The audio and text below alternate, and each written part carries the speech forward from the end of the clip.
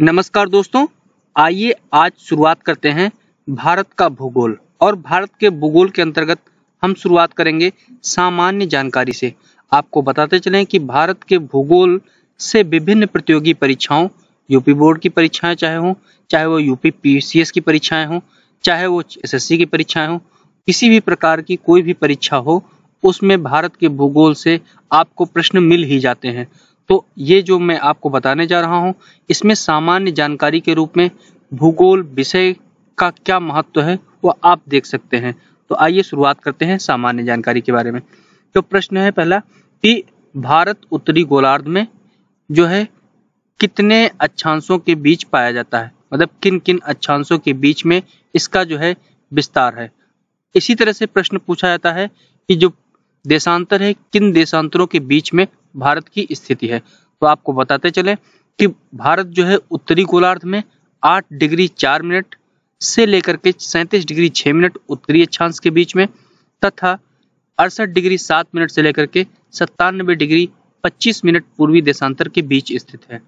तो ये जो आपका जो विस्तार है, जो अक्षांशीय विस्तार है और जो देशांतरी विस्तार है, लगभग में समान है।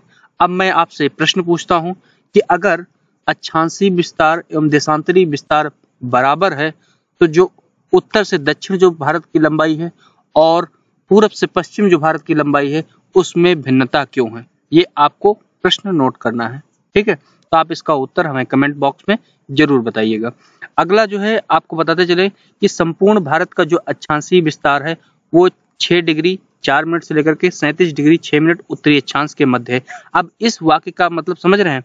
इस वाक्य का मतलब है कि इसमें जो है द्वीपीय जो भाग है भारत का, उसको भी जोड़ लिया गया है, समझ रहे हैं। और जब 8 डिग्री 4 मिनट से है तो वहां पे भारत का जो मुख्य भूमि है, कन्याकुमारी से लेकर के उत्तर में कश्मीर तक का, उसको जोड़ा गया है, ठीक है। जबकि 6 डिग्री 4 मिनट की जहां बात करते हैं, वहां पे जो भारत का द्वीपीय समूह है, वहां से कश्मीर तक के पार्ट को लिया गया है। अब प्रश्न पूछा जाता है कि भारत का क्षेत्रफल कितना है। तो भारत का क्षेत्रफल 32,87,263 वर्ग किलोमीटर। आप इसको नोट करिएगा, याद रखिएगा। तो अब देख लेते हैं अगला भारत के संबंध में जो सामान्य जानकारी क्या है कि भारत जो है क्षेत्रफल की जो दृष्टिकोण से विश्व का 7वां सबसे बड़ा देश है, जबकि जनसंख्या के दृष्टिकोण से यह विश्व का दूसरा सबसे बड़ा देश है। अब प्रश्न मैं आपसे पूछूंगा कि जो इसके पहले क्षेत्रफल के दृष्टिकोण से 6 और बड़े देश हैं, उनके नाम आपको याद करना है।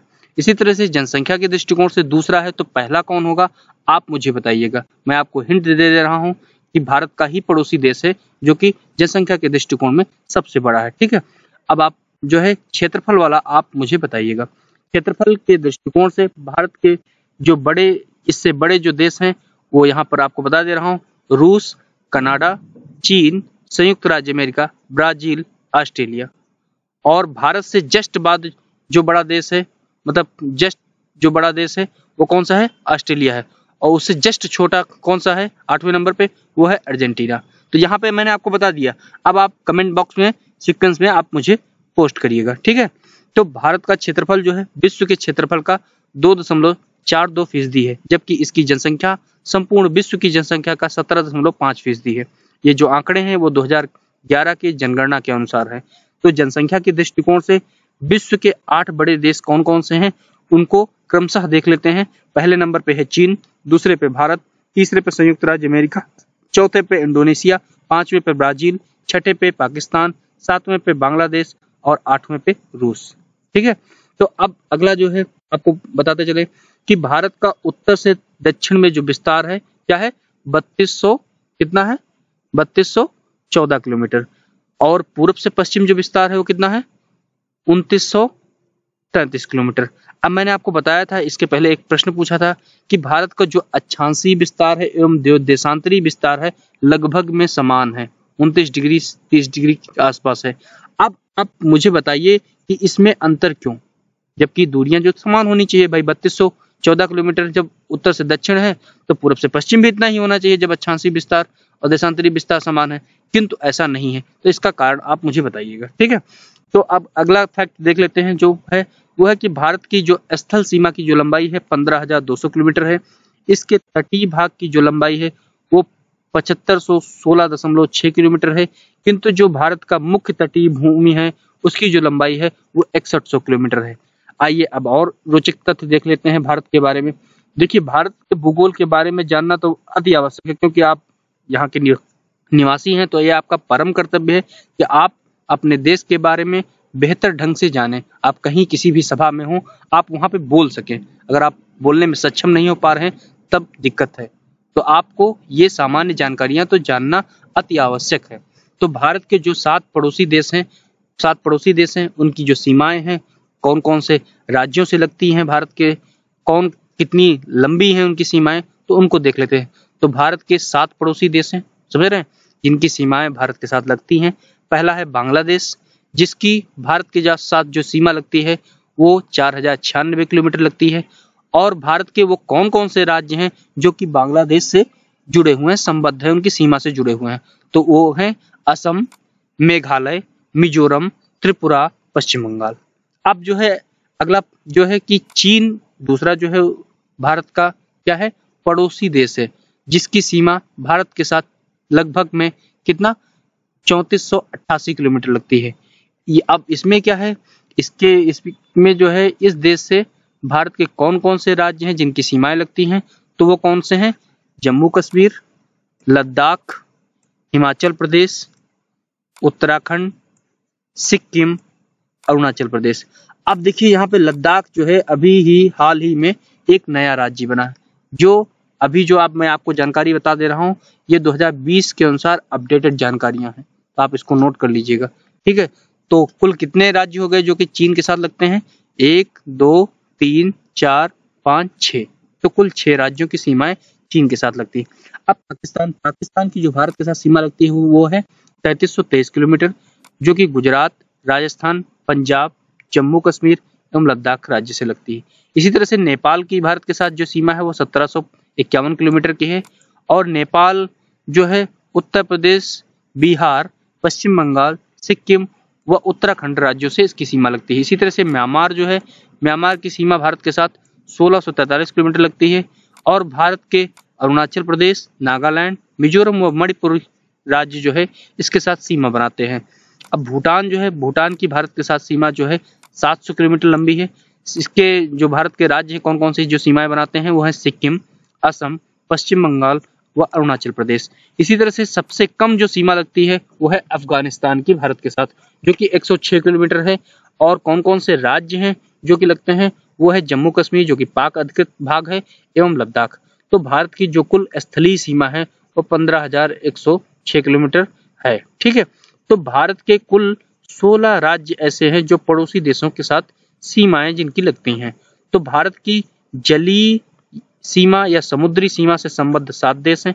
कौन कौन से हैं, पहला है पाकिस्तान, दूसरा है मालदीव, तीसरा है श्रीलंका, चौथा है बांग्लादेश, पांचवा है म्यांमार, छठा है थाईलैंड, सातवां इंडोनेशिया, ठीक है। आप इन फैक्ट्स को बिल्कुल रट डालिए, क्योंकि आपको विभिन्न प्रतियोगी परीक्षाओं में पूछे जाते हैं। तो भारत की जो जल एवं स्थल दोनों सीमाओं से जो लगे हुए देश हैं वो कौन कौन से हैं, वो है बांग्लादेश, म्यांमार एवं पाकिस्तान, ठीक है। तो भारत का जो सबसे दक्षिणी बिंदु है वो है इंदिरा पॉइंट। अब इसी तरह से जो है यह बृहद जो निकोबार है, जो कि अंडमान निकोबार द्वीप समूह में एक द्वीप है, बृहद निकोबार द्वीप, उस पे स्थित है। तो इंदिरा पॉइंट कहाँ पे स्थित है, अंडमान निकोबार द्वीप समूह में एक द्वीप समूह है जिसे कहते हैं बृहद निकोबार द्वीप, उस पे स्थित है। इससे पहले इसका नाम जो था वो पिग्मिलियन पॉइंट था। आप याद रखिएगा, कई बार पूछा गया है कि इंदिरा पॉइंट को अन्य किस नाम से जाना जाता था, तो वो है पिग्मिलियन पॉइंट। तो यह जो है भूमध्य रेखा से 876 किलोमीटर की दूरी पर है। भारत की सबसे उत्तरी जो सीमा है उसे इंदिरा कॉल कहते हैं, जो कि जम्मू कश्मीर में स्थित है। इसी तरह से भारत का जो सबसे पश्चिमी बिंदु है वो सर क्रीक है, जो कि गुजरात में स्थित है। इसी तरह से भारत का जो सबसे पूर्वी जो बिंदु है वो है किबुतु, जो कि अरुणाचल प्रदेश में स्थित है। अब जो है और कुछ इंपॉर्टेंट फैक्ट्स देख लेते हैं। तो पड़ोसी देशों से लगा जो है सबसे लंबा जो संबद्ध जो राज्य है वो कौन सा है, तो बांग्लादेश के साथ जो सबसे ज्यादा लंबी सीमा जिस राज्य की लगती है वो है पश्चिम बंगाल। इसी तरह से नेपाल के साथ जो सबसे लंबी सीमा लगती है वो है उत्तर प्रदेश। म्यांमार के साथ सबसे लंबी सीमा लगती है मिजोरम की, और भूटान की जो सबसे लंबी सीमा लगती है वो है असम की। अब और देख लेते हैं पॉइंट्स। तो कोलाबा पॉइंट जो मुंबई में स्थित है, पॉइंट कैलिमेरे जो है वो तमिलनाडु में, एवं पॉइंट पेड्रे जो कि जाफाना जो कि श्रीलंका में स्थित है। ठीक है, तो अब देख लेते हैं कि भारत एवं चीन की सीमा को मैकमोहन रेखा कहा जाता है। ये बहुत बार पूछा जाता है। यह रेखा 1914 में जो है शिमला में निर्धारित की गई थी। अब और एक फैक्ट देख लेते हैं कि काराकोरम जो रेंज है वो भारतीय उपमहाद्वीप एवं चीन के मध्य एक जल विभाजक का कार्य करती है। 70 किलोमीटर लंबा यह ग्लेशियर काराकोरम में सबसे लंबा ग्लेशियर है।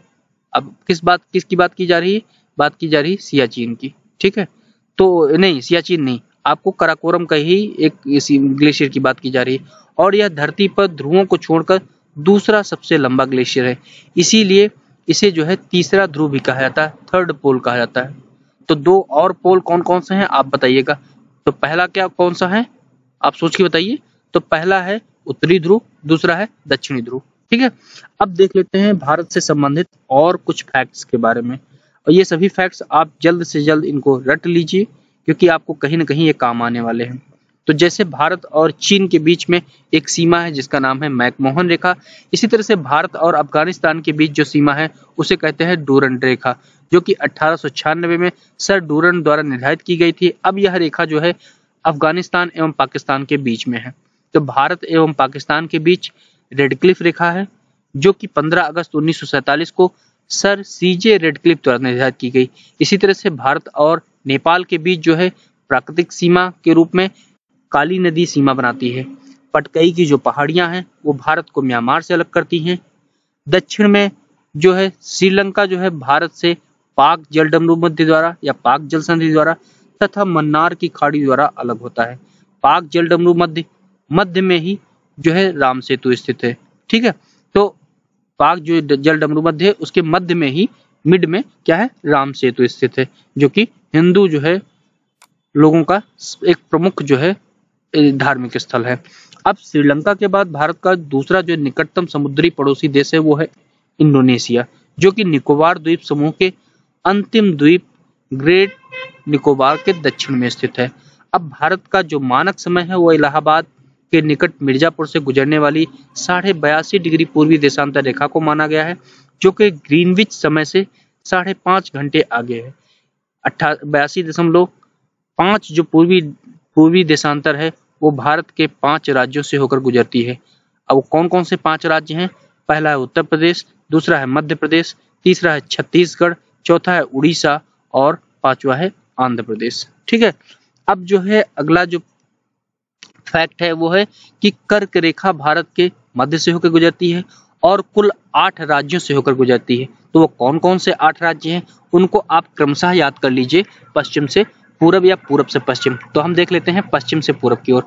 तो राजस्थान, गुजरात, मध्य प्रदेश, छत्तीसगढ़, झारखंड, पश्चिम बंगाल, त्रिपुरा एवं मिजोरम, मतलब गुराम छजाप त्रिमिजो। ठीक है, आपको ये एक फार्मूला अपने हिसाब से फिट कर लीजिए, उनको याद कर लीजिए। तो ये जो है 8 जो है भारत के राज्य हैं जिनसे होकर कर्क रेखा गुजरती है। अब भारत की जो चुंबकीय विषुवत रेखा है दक्षिण भारत में त्रिवेंद्रम से गुजरती है। भारतीय उपमहाद्वीप में सम्मिलित जो देश हैं वो कौन कौन से हैं? प्रश्न पूछ सकते हैं भाई कि भारतीय उपमहाद्वीप जो कहा जाता है उसके अंतर्गत कौन कौन से देश आते हैं। तो उसमें है भारत, पाकिस्तान, बांग्लादेश, नेपाल तथा भूटान। तो सर्वाधिक राज्यों की सीमाओं से लगा हुआ जो राज्य है वो है उत्तर प्रदेश। इसकी सीमा जो है 8 राज्यों से। कौन कौन से राज्य हैं? उत्तराखंड, हिमाचल प्रदेश, हरियाणा, राजस्थान, मध्य प्रदेश, छत्तीसगढ़, झारखंड तथा बिहार से लगी हुई है। उत्तर प्रदेश की जो सीमा है वो राष्ट्रीय राजधानी क्षेत्र दिल्ली से भी लगी हुई है। अब भारत के राज्यों में गुजरात के राज्य की जो तटरेखा है वो सर्वाधिक लंबी है, जो कि 1663 किलोमीटर लंबी है। इसके बाद आंध्र प्रदेश की जो तटरेखा है वो लंबी है। उस भारत के 9 राज्य ऐसे हैं जिनसे जो है तटरेखा लगी हुई है। ये कौन कौन से राज्य हैं? गुजरात, महाराष्ट्र, गोवा, कर्नाटका, केरल, तमिलनाडु, आंध्र प्रदेश, उड़ीसा, पश्चिम बंगाल। ठीक है, आप इनको याद कर लीजिएगा। नेपाल के साथ अंतर्राष्ट्रीय सीमा बनाने वाले जो राज्य हैं भारत के कौन कौन से हैं? उत्तराखंड, उत्तर प्रदेश, बिहार, पश्चिम बंगाल एवं सिक्किम। अब बांग्लादेश के साथ जो अंतर्राष्ट्रीय सीमा बनाते हैं एक बार मैं बता चुका हूं, दोबारा आप रिवाइज कर लीजिए, याद कर लीजिए। पश्चिम बंगाल, असम, मेघालय, त्रिपुरा एवं मिजोरम। अब पूर्वोत्तर भारतीय राज्यों में नागालैंड, मणिपुर, अरुणाचल प्रदेश व सिक्किम की सीमाएं बांग्लादेश से नहीं लगती हैं। बहुत बार कंफ्यूजन होता है कि बांग्लादेश के साथ कौन कौन सी लगती हैं, कौन कौन सी नहीं लगती हैं, तो आप इनको याद कर लीजिएगा। तो पाकिस्तानी सीमा से लगने वाले जो 3 राज्य हैं कौन कौन से हैं, वह है गुजरात, राजस्थान और पंजाब। ठीक है, तो अब देख लेते हैं कि अरुणाचल प्रदेश की सीमा जो है, सीमा के पूर्व में म्यांमार है, पश्चिम में भूटान है एवं उत्तर में चीन है। तो अरुणाचल प्रदेश एक ऐसा राज्य जो तीनों तरफ से किसी न किसी देशों से घिरा हुआ है। पूर्व में कौन सा है, म्यांमार, पश्चिम में भूटान, जबकि उत्तर में चीन है। अब सिक्किम की जो सीमा है वो भी 3 देशों से लगती है। कौन कौन से, नेपाल, भूटान व चीन से। ठीक है, अब तीनों ओर से बांग्लादेश घिरा हुआ, तीनों ओर से जो बांग्लादेश से घिरा हुआ राज्य है भारत का, वो है त्रिपुरा। केवल उत्तर पूर्व में यह असम एवं मिजोरम से जुड़ा हुआ है। अब जो संकोस नदी है वो असम एवं अरुणाचल प्रदेश के बीच में सीमा बनाती है। ये और उसके बाद जो है यांग जो दर्रा है के पास ब्रह्मपुत्र नदी भारत में प्रवेश करती है। कहाँ पे, यांग दर्रा है उसके पास। अब जो है मैं आपको बताता चलूं कि भारत के जो प्रमुख दर्रे हैं और कौन से राज्य में स्थित है। जैसे काराकोरम दर्रा है वो जम्मू कश्मीर में है, जोजिला जम्मू कश्मीर में, पीर पंजाल, बनिहाल, बुर्जिल ये सभी दर्रे जम्मू कश्मीर में है। अब जो है शिवकीला दर्रा, रोहतांग दर्रा, बड़ा लाचा दर्रा ये सभी जो है हिमाचल प्रदेश में है।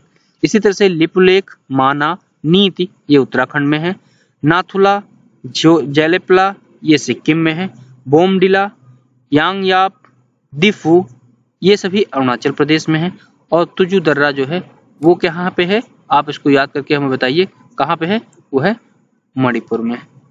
अब जो है हम आपसे बात करते हैं कुछ और तथ्यों के बारे में।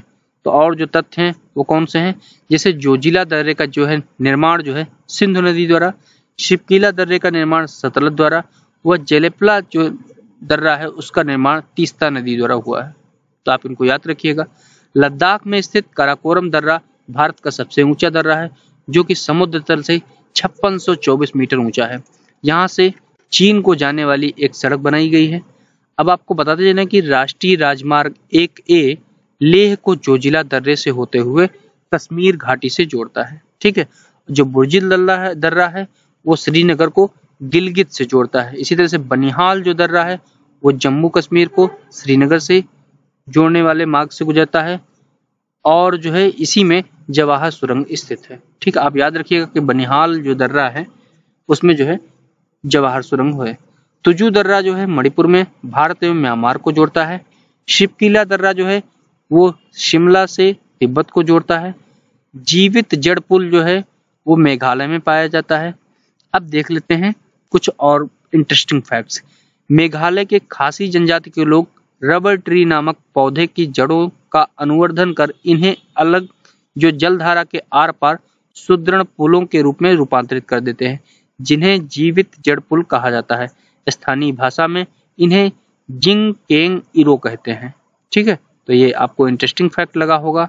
अब इसी तरह से 3 अर्धचंद्राकार समुद्र का जो तट है वो किसे कहते हैं, किस स्थान को कहते हैं, वो है कन्याकुमारी में मिलता है। ठीक है, 3 अर्धचंद्राकार समुद्र का तट रेखा कौन सी है, वो है कन्याकुमारी। कौन कौन से हैं आप बताइएगा, जैसे बंगाल की खाड़ी हो गया, अरब सागर हो गया और हिंद महासागर। ठीक है, ये तीनों दिखाई पड़ते हैं। तो भारत में रामेश्वर के निकट धनुषकोडी और श्रीलंका में जो है तलैया मन्नार के बीच में जो है समुद्र में डूबी प्रवाल द्वीप की एक रेखा है, जिसे जो है आदम पुल कहा जाता है। ठीक है, आप इसको याद रखिएगा। अब आपको बताते चलें कि जो जफाना है से श्रीलंका से जो जुड़ता है वो किससे जुड़ता है, एलिफेंटा दर्रे द्वारा। ठीक है, तो जफाना द्वीप है वो क्या है, तमिल बहुल देश जो प्रदेश है या एरिया है। ठीक है, तो मैंने आपको बताया इस वीडियो में कि भारत का एक सामान्य परिचय के बारे में। अब भारत के जो भौगोलिक स्वरूप हैं उसके बारे में हम आपको बताएंगे अगले वीडियो में। इतना काफी कुछ आपको मिल गया होगा भारत के बारे में। जो इस वीडियो को पहली बार सुन रहे हैं या भारत के भूगोल के बारे में जो टेक्निकल बैकग्राउंड के लोग हैं या जो भी हैं वो पहली बार अगर सुन रहे हैं तो उनको काफी इंटरेस्टिंग लगा होगा, उनमें एक रुचि जगी होगी। अब मैं आपसे 5 प्रश्न पूछना चाहता हूं। उन 5 प्रश्नों के जवाब आपको नीचे देने हैं, ठीक है। तो आपसे प्रश्न पहला है कि माना दर्रा किस राज्य में है, ठीक है। माना दर्रा किस राज्य में है। इसी तरह से जो है सतलज नदी किस दर्रे का निर्माण करती है, ठीक है। तीसरा जो प्रश्न है वो आपसे मैं पूछ लेता हूं कि भारत का जो अक्षांशीय विस्तार एवं देशांतरी विस्तार है वो दोनों समान है, किंतु जो उनके बीच में जो दूरियां हैं वो अलग अलग है। जैसे उत्तर से दक्षिण जो भारत की जो दूरी है, जो कुल दूरी है, कुल मतलब जो लेंथ है वो क्या है 3214 किलोमीटर है, जबकि पूर्व से पश्चिम जो है वो है 2933 किलोमीटर। तो ये दूरी क्यों है, ये एक लॉजिकल प्रश्न है, इसको आपको बताना है, ठीक है। इसी तरह से जो चौथा प्रश्न है वो है कि 3 अर्धचंद्राकार समुद्र का तट को कहाँ पे मिलते हैं और वो कौन कौन से समुद्र हैं जो तट का निर्माण करते हैं, ठीक है।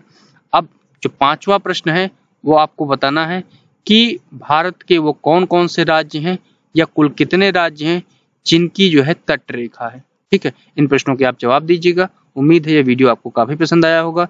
अगर आप हमारे चैनल पर नए हैं तो आप हमारे चैनल को सब्सक्राइब करिए, बेल आइकन दबाइए, जिससे कि आपको शिक्षा जगत की और भी बहुत सी इंटरेस्टिंग फैक्ट्स मिलते रहें, जानकारियां मिलते रहें। धन्यवाद।